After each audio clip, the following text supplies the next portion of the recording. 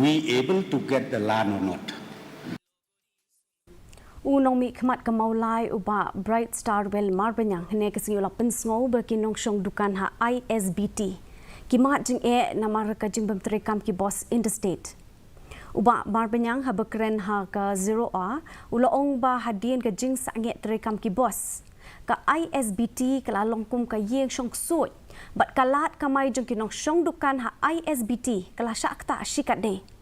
Habajubab Menteri Ketenak Transport ubah seniau balang dhar uloong baka sorkar kan samap ya ka baywai jongki Nongshong Dukan kumju ya ka bayang kali.